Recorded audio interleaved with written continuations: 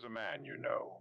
You might not know his name, but you know exactly who he is. He wakes up when his body wakes up. No alarm, no schedule. He rolls over, checks the time, and decides in the moment what the day will look like. Some mornings he works out. Some mornings he doesn't. It depends on how he feels. He eats when he is hungry. He works when inspiration strikes. He sleeps when his body tells him to sleep. He calls this freedom. He looks at the men with their 5 a.m. alarms and their meal prep containers and their color-coded calendars, and he feels something close to pity.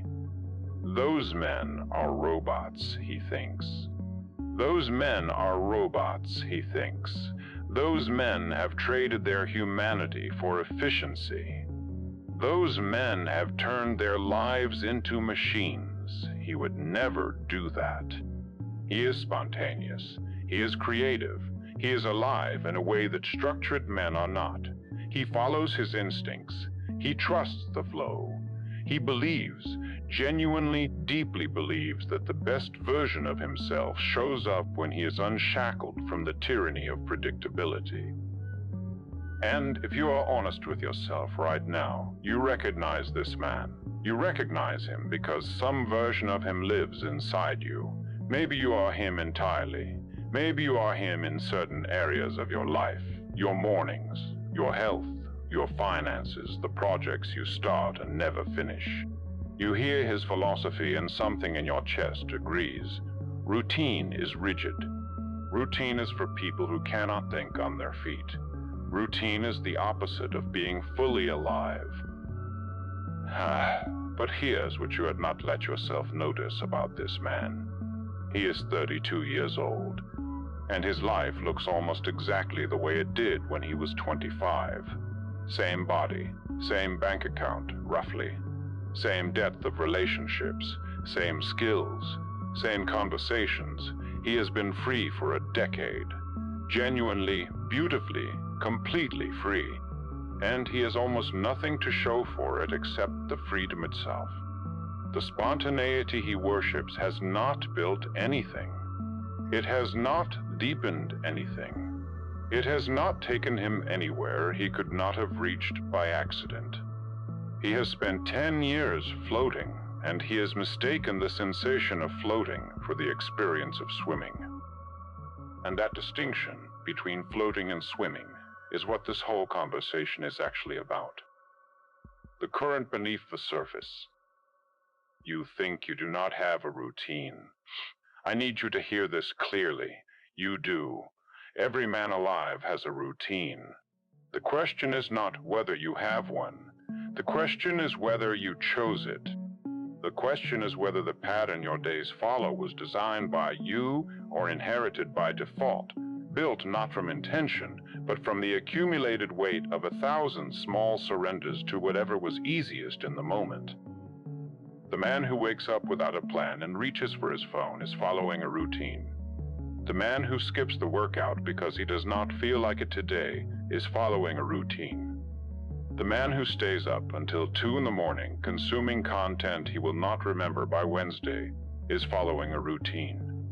He has simply never named it. He has never looked at the shape of his days and admitted that the shape is a pattern, the pattern is a choice, and the choice was never made consciously. It was made by gravity. It was made by the path of least resistance. It was made by a current he has never acknowledged because he has been too busy calling himself free. Picture a river, wide, slow-moving on the surface, deceptively calm. A man is floating in this river. He is on his back. Arms out, eyes closed. The sun is warm. The water carries him. He feels at peace. He feels like he is exactly where he should be. If you asked him, he would tell you he is choosing this. He feels like he is exactly where he should be. If you asked him, he would tell you he is choosing this. He is choosing to relax, choosing to let go, choosing to be present with the moment. But the river has a current. The current has a direction. The direction was not chosen by the man. It was determined by geography, by gravity, by forces that existed long before he entered the water. And the man is not swimming. He is not navigating. He is not deciding where the river takes him. He is being taken. The river moves him. The river decides his destination. And because the movement is gentle, because the current is smooth, because the sensation of being carried feels indistinguishable from the sensation of choosing, he never notices. He never notices that he is not free. He is simply comfortable. And comfort, when it is mistaken for freedom, is the most effective prison ever designed. Because the man inside it will defend his cell. He will call it home. He will pity the men who chose to build walls and direct water and engineer their own course, because those men look like they are working harder. And they are. But they are working towards something.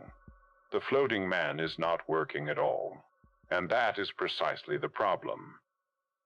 You see, the man who builds banks for the river, who takes the raw force of the water and channels it deliberately, who says, this is the direction and this is the destination, and I will engineer the flow to serve the journey.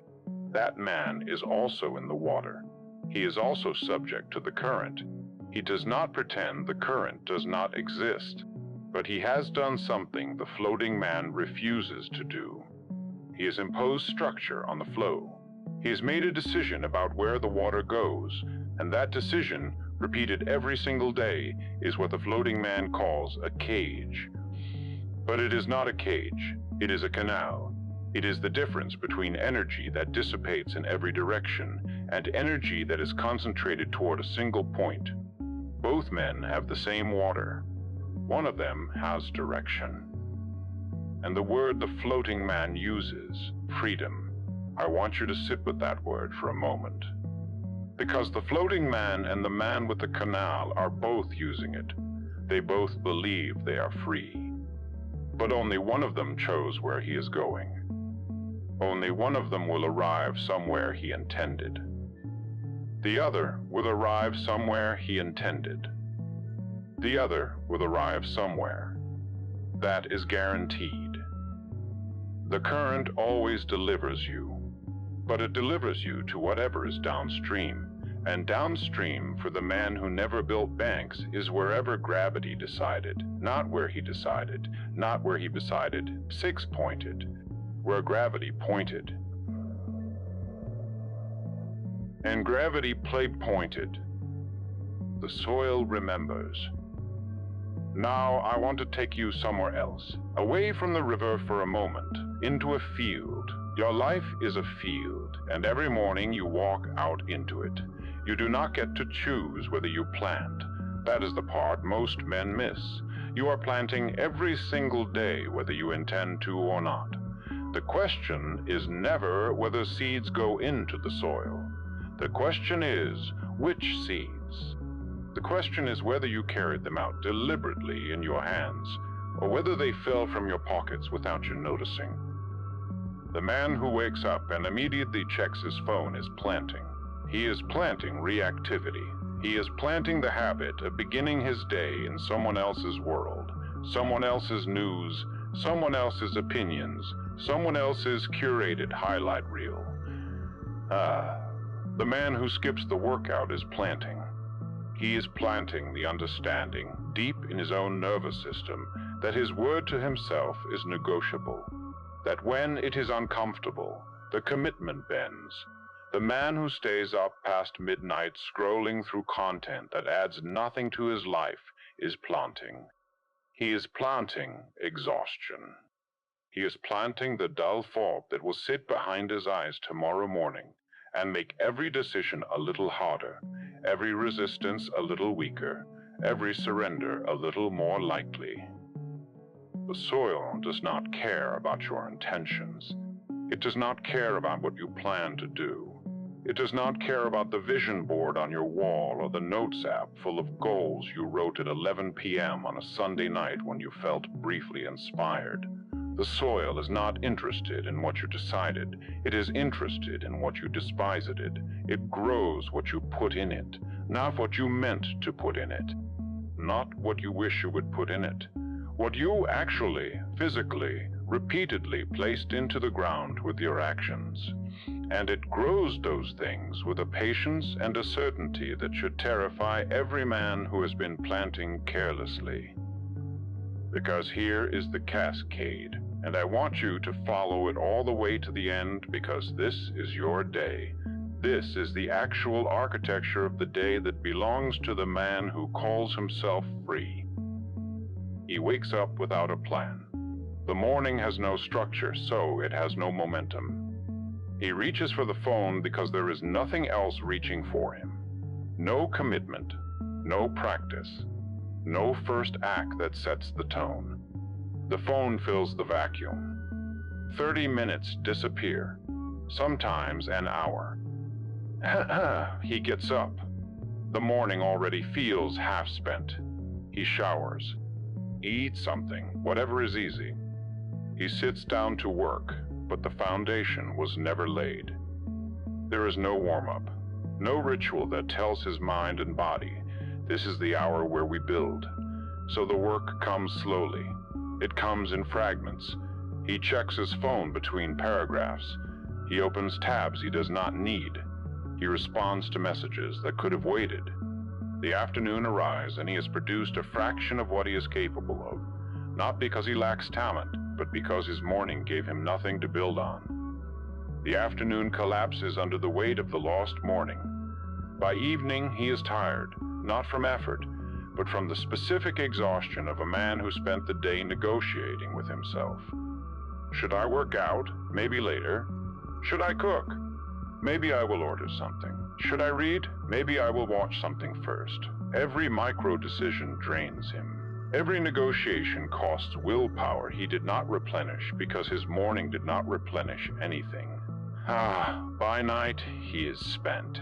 And the only thing that feels good, the only thing that requires zero negotiation, zero willpower, zero structure, is escape.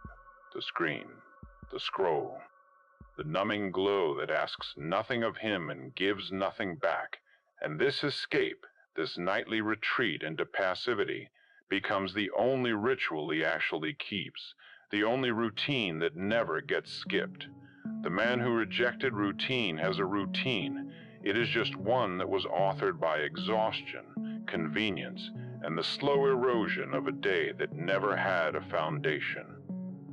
And tomorrow he will wake up and do it again, not because he chooses to, because the soil remembers, because the pattern is in the ground now, because 10 months of this has worn a groove so deep that climbing out of it feels like climbing out of a canyon.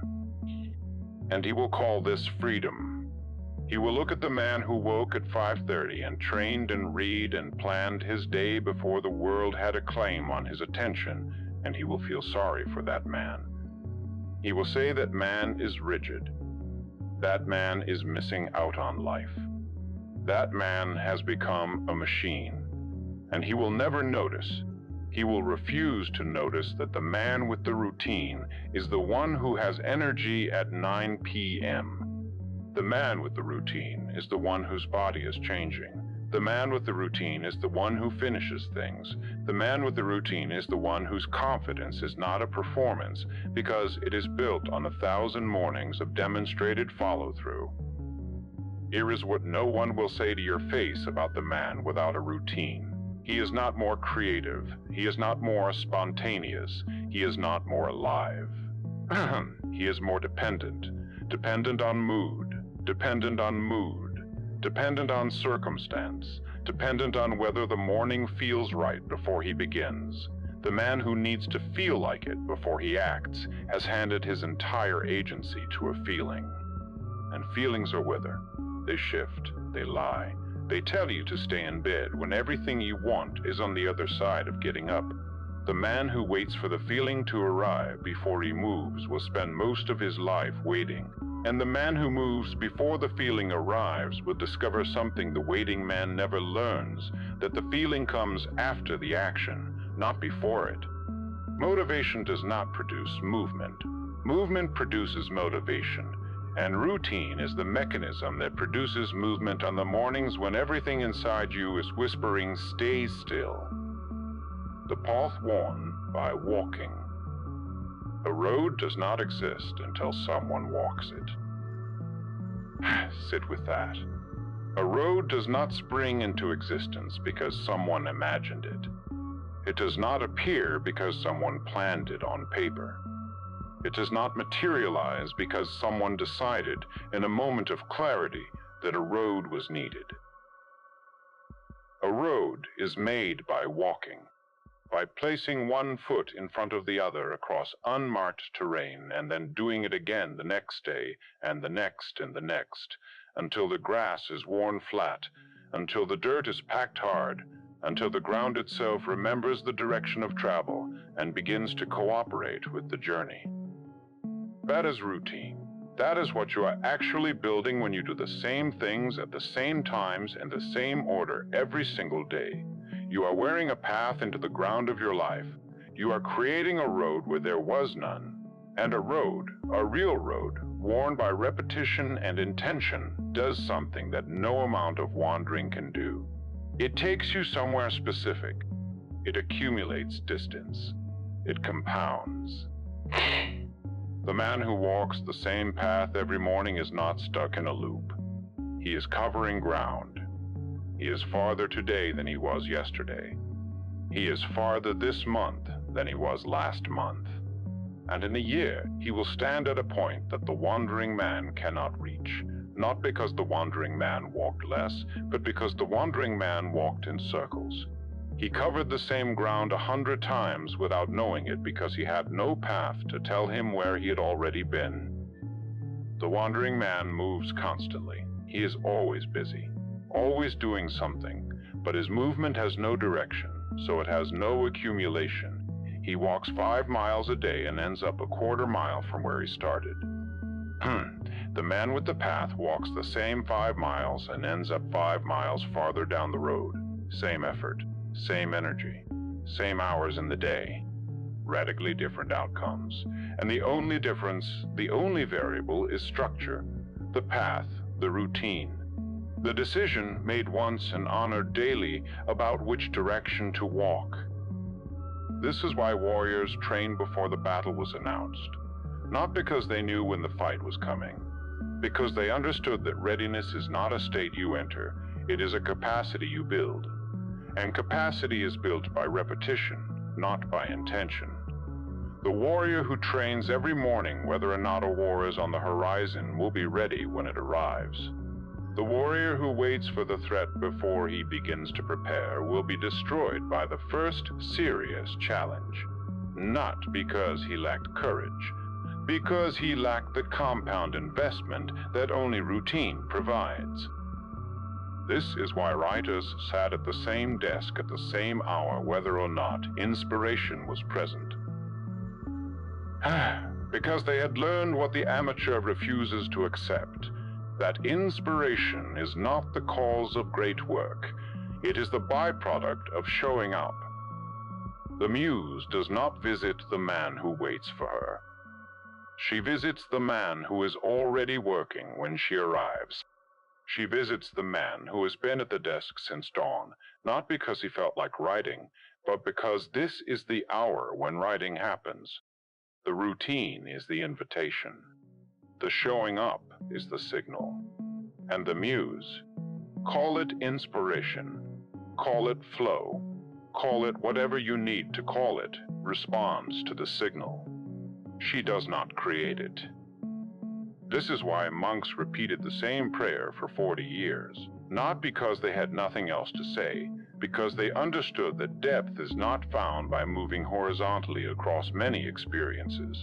Depth is found by moving vertically into one practice, one commitment, one repeated act that strips away everything that is not essential until what remains is the thing itself.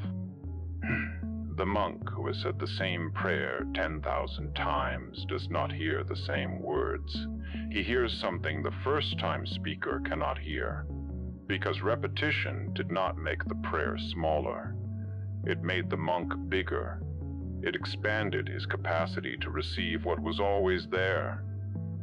And this is the truth about routine that the man without one will never discover from the outside.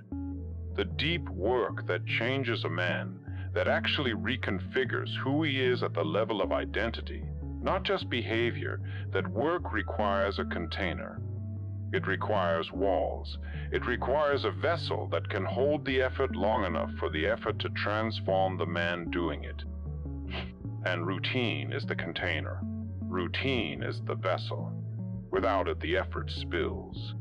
It scatters. It dissipates into the air like water thrown onto hot pavement. You feel the splash. You feel the brief moment of contact. But nothing soaks in. Nothing reaches the roots. Because there are no roots. The man without a routine has surface contact with 100 different efforts and deep contact with none of them.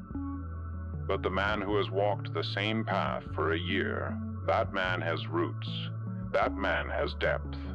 That man has penetrated beneath the surface of his own capability into the territory that only opens to the man who kept showing up after the initial enthusiasm died. Because enthusiasm always dies. Every man who has started a new routine knows this. The first week is electric. The second week is manageable. The third week is where the negotiation begins. And the fourth week is the filter.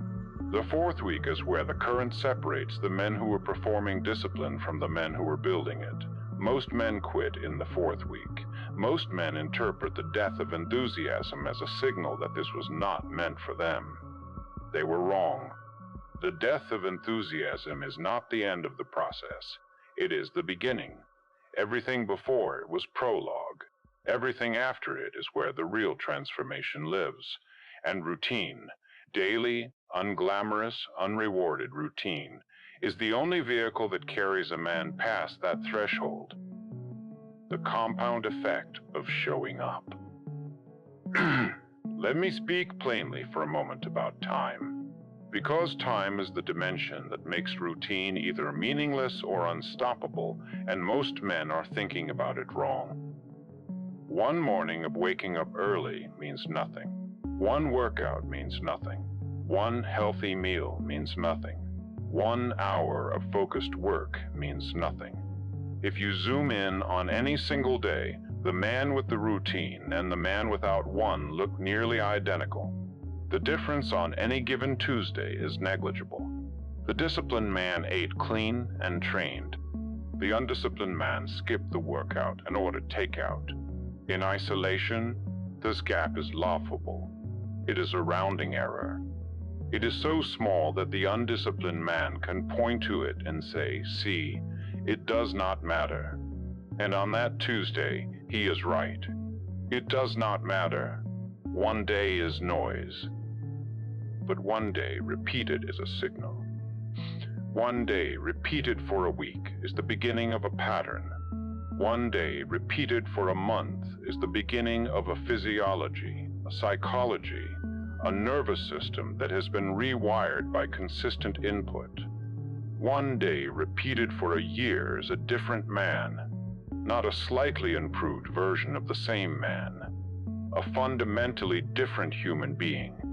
Different body composition, different energy levels, different capacity for focus, different relationship with discomfort, different self-concept.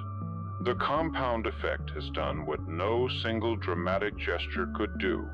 It has rewritten the man from the inside out. And this is the cruelty of compound growth. It is invisible in the short term. Completely invisible. The man who starts a morning routine will not feel different after a week. He will feel tired. He will feel like he is forcing something. He will look at the man still sleeping in and feel envy, not superiority. The gap between them is not yet visible. The compound curve is not yet bent upward, and this is where most men stop. They are looking for the harvest in the first week of planting. They put seeds in the ground on Monday and walk out on Friday expecting fruit. And when the soil gives them nothing, because the soil is patient, because the soil works on a timeline that has no interest in human impatience, they conclude that the planting was pointless. They conclude that routine does not work for them.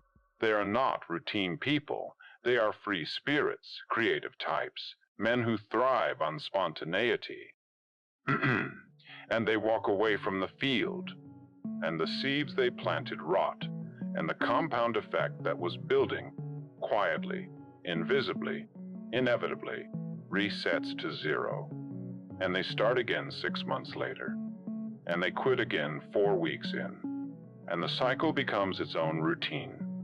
The routine of starting and stopping, the routine of perpetual beginning, the routine of never staying long enough to see what would have grown. The man who stays, the man who keeps walking the path past the 4th week, past the 2nd month, past the point where it feels pointless and mechanical and unrewarding, that man begins to experience something the quitting man will never know.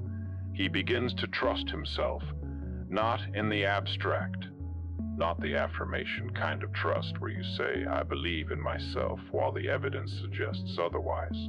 Real trust, demonstrated trust, the kind of trust that can only be built by a man who said he would do something and then did it, again, and again, and again, and again, until the promise and the action became indistinguishable, until keeping his word to himself was no longer an effort, but an identity. And that is what routine actually builds. Not productivity, not abs, not a cleaner apartment. Those are side effects. Routine builds the only foundation that everything else rests on, the knowledge proven by repetition that you are a man who does what he says he will do. The daily verdict. Every morning you wake up, a verdict is being rendered, not by anyone else, by you, about you. And the verdict is simple. It is binary. It is the answer to a question you are asking yourself whether you know it or not. The question is this: am I a man who keeps his word to himself? Not his word to his boss, that is enforced by consequence. Not his word to his partner, that is enforced by relationship. Not his word to his friends, that is enforced by social pressure. His word to himself, the commitment that no one else knows about, the promise that no one will hold him accountable for breaking, the 5:30 alarm that no one will notice if he sleeps through, the workout that no one is tracking, the pages he said he would read, the food he said he would eat, the work he said he would do before the world made its demands. This is the space where routine lives, in the gap between what a man says to himself in the quiet of his own mind and what he actually does when the morning comes and the bed is warm and no one is watching. And every morning the verdict is rendered. Either he kept the promise or he broke it. Either the word held or it bent.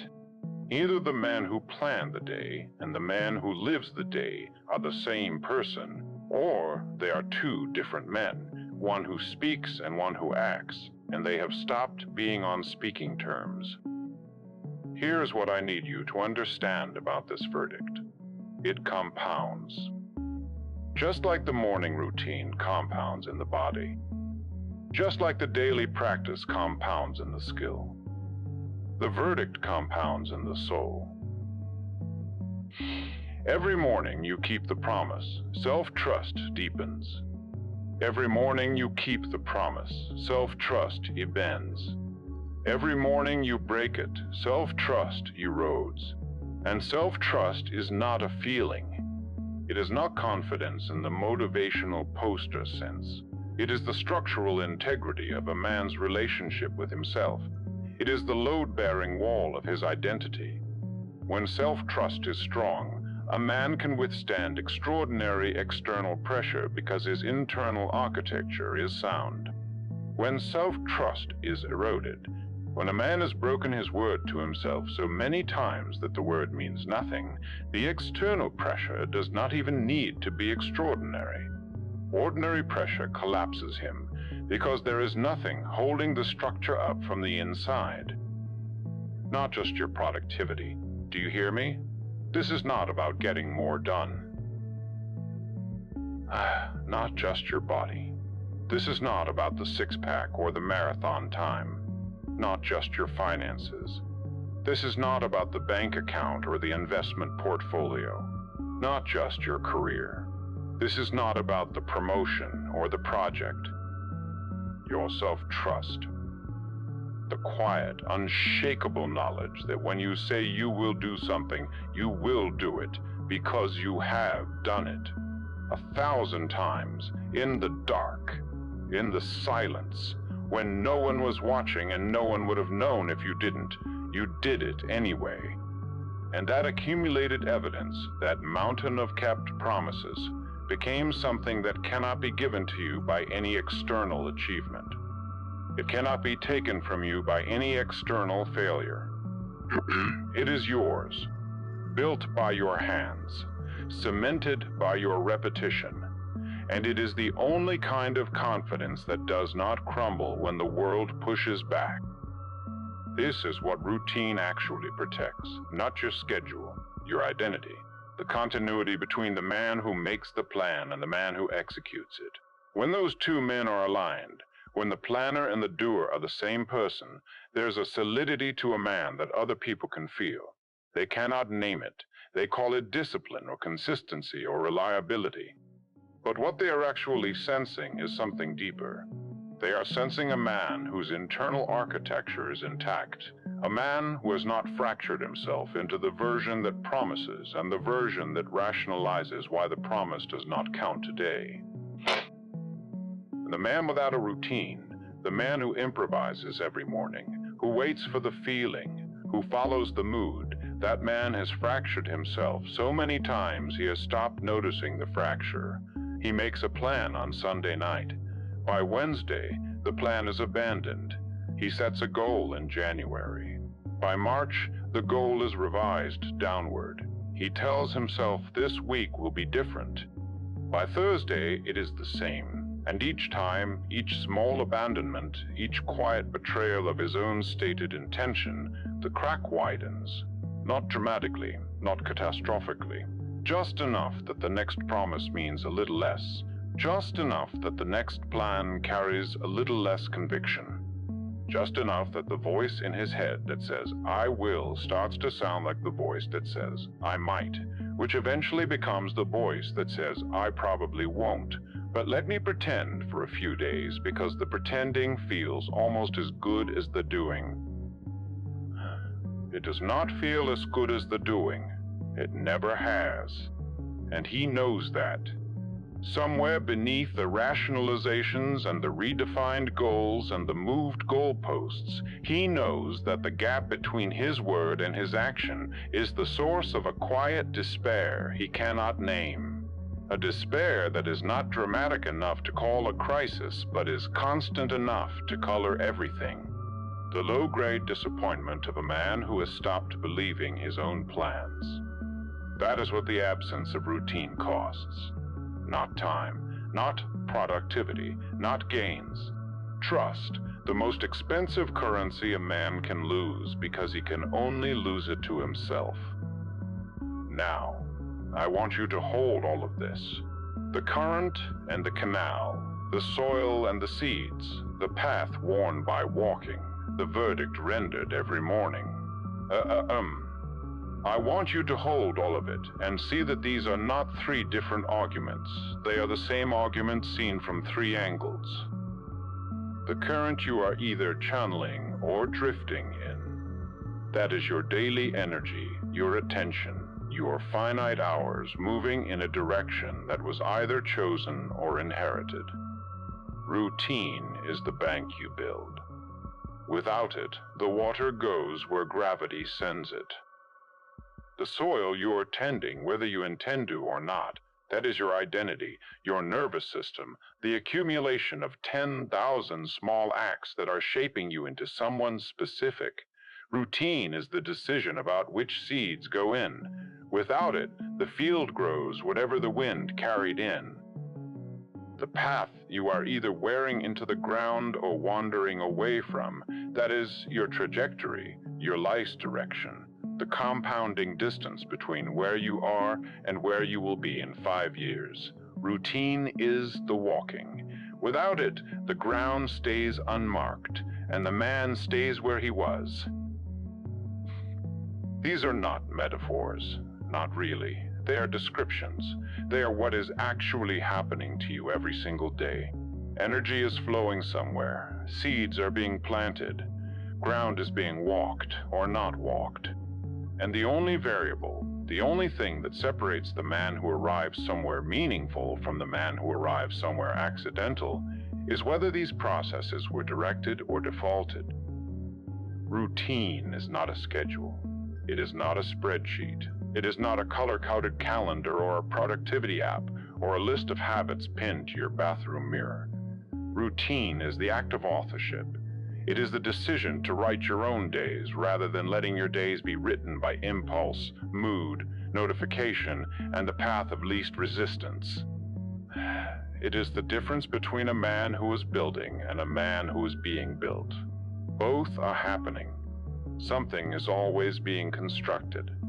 The question is whether you are the architect or whether you handed the blueprints to whatever was loudest in the moment.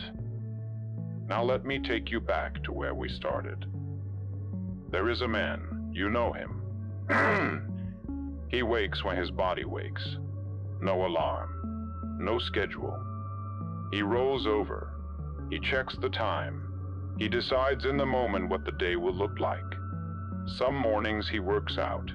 Some mornings he doesn't. It depends on how he feels. He eats when he is hungry. He works when inspiration arrives. He sleeps when his body tells him to. He calls this freedom. But you see him differently now. You see the river carrying him. You see the current he never acknowledged because the movement was gentle enough to feel like choice. You see the field behind him. Years of unintended planting, a harvest of habits he never selected, growing thick and wild and tangled in every direction, choking out the things that needed space and sunlight and deliberate care. You see the unmarked ground, no path, no road, no accumulated distance, just a man walking the same terrain in circles, covering miles, arriving nowhere, calling the motion progress because it felt like effort. You see the Sunday night plans abandoned by Wednesday, the January goals revised by March, the quiet fracture between the man who promises and the man who acts, the self-trust account overdrawn so many times the bank stopped sending notices. You see the mornings negotiated away, the workouts postponed until they were forgotten, the meals of convenience, the evenings of escape, the scroll that replaced the stretch, the consumption that replaced the creation. The path of least resistance, walked so many times it became the only path he knew. And you see the worst part, the thing that makes this tragic and not just unfortunate. He still calls it freedom. He still pities the man with the routine. He still believes, genuinely, with the full weight of a decade of self-deception, that the structured man is the prisoner, and he is the liberated one. He will believe this for another 10 years. He will look back at 20 years of floating, and he will not see wasted potential.